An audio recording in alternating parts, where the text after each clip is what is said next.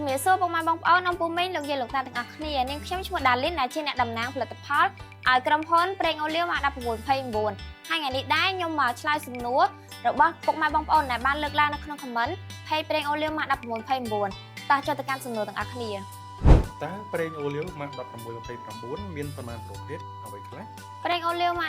1629មានពីរប្រភេទគឺប្រភេទ extra virgin និង virgin តើប្រភេទប្រេងអូលីវ extra virgin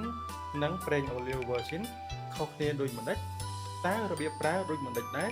ប្រេងអូលីវ extra virgin និង virgin ខុសគ្នាត្រង់ប្រេងអូលីវ extra virgin គឺគៀបលើកទី1 100% មានផ្លាកពណ៌លឿងមានក្លិនដិតជាងឈ្ងុយជាងចំណែកឯប្រេងអូលីវ virgin វិញគឺគៀបលើកទី2 100% មានផ្លាកពណ៌ស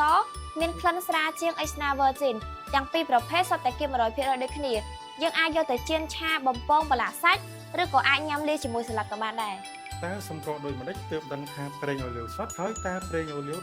1629បានទទួលស្គាល់ដោយស្ថាប័នណាខ្លះហើយតើមានលក់នៅលើទីផ្សាររយៈពេលប៉ុន្មានឆ្នាំហើយលក្ខណៈសម្គាល់ប្រេងអូលីវដែលសុទ្ធពេលដែលបើកគម្របអូលីវមកមានក្លិនប្រហារដោយស្លឹកជីនិងស្មៅទៅកាត់រួចពេលដែលពិសាចូលទៅក្នុងមាត់មានរសជាតិល្វីងពេលដែលលេបចូលទៅក្នុងបំពង់កមានរសជាតិហឹរតិចតិចមានសញ្ញាបត្រទទួលស្គាល់ដោយស្ថាប័នសុវត្ថិភាពចំណីអាហាររបស់សហរដ្ឋអាមេរិកសហគមន៍អឺរ៉ុបនិងពិភពលោកមានលក់នៅលើទីផ្សារប្រទេសកម្ពុជាតាំងពីឆ្នាំ2020មកម្លេះគិតមកដល់ពេលនេះគឺមានរយៈពេល5ឆ្នាំហើយតើយើងអាចទទួលទានប្រេងអូលីវបានចាប់ពីវ័យណាខ្លះយើងអាចទទួលទានបានគ្រប់វ័យចាប់ពីកូនក្មេងរហូតដល់មនុស្សចាស់តើទារកអាចទទួលទានប្រេងអូលីវបានដែរឬទេហើយចាប់ពីអាយុប៉ុន្មានខែឡើងដែរតើមានរបៀបប្រើដូចម្តេចទារកអាចទទួលទានប្រេងអូលីវម៉ាក1629បានចាប់ពីអាយុ6ខែឡើងទៅយើងអាចដាក់លាយជាមួយបបរដើម្បីឲ្យគាត់ទទួលទានបានប្រេងអូលីវម៉ាក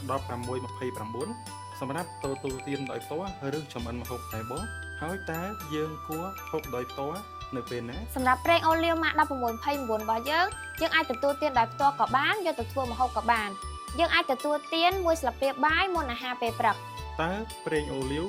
នៅពេលដែលយើងបើកគម្របប្រើហើយ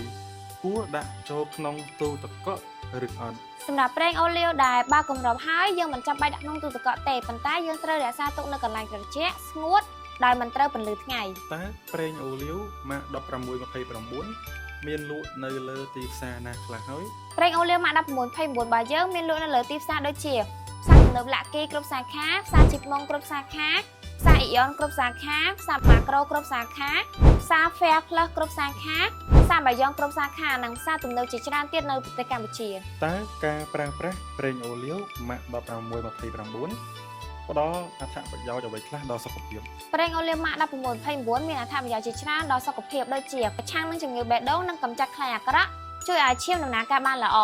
កាត់បន្ថយហានិភ័យជំងឺទឹកនោមផ្អែមប្រភេទទី2ជួយការពារឲ្យឆ្អឹងរឹងមាំជំនួយខួរក្បាលប្រឆាំងនឹងជំងឺបាក់ទឹកចិត្តនិងអារម្មណ៍មិនល្អការពារជំងឺមហារីកការពារជំងឺដំបៅក្រពះនិងមហារីកក្រពះជួយសម្រក់ទម្ងន់កាត់បន្ថយការឈឺចាប់និងការហើមដល់ជំងឺរលាកសន្លាក់រ៉ាំរ៉ៃការពារជំងឺដាច់សរសៃឈាមខួរក្បាលផ្ដល់នូវសក់ភ្លឺរលោងនិងស្បែកថ្លាក្មេងជាងវ័យសម្រាប់វីដេអូរបស់នាងខ្ញុំថ្ងៃនេះគឺមានតែប៉ុណ្្នឹងហើយអញ្ចឹងបើសិនជាពុកម៉ែបងប្អូនចាប់អារម្មណ៍លក់បន្តពុកម៉ែបងប្អូនអាចទំនាក់ទំនងមកកាន់ Facebook Page ឬក៏តាមរយៈលេខទូរស័ព្ទដូចខាងក្រោមនេះសូមអរគុណសូមជម្រាបលា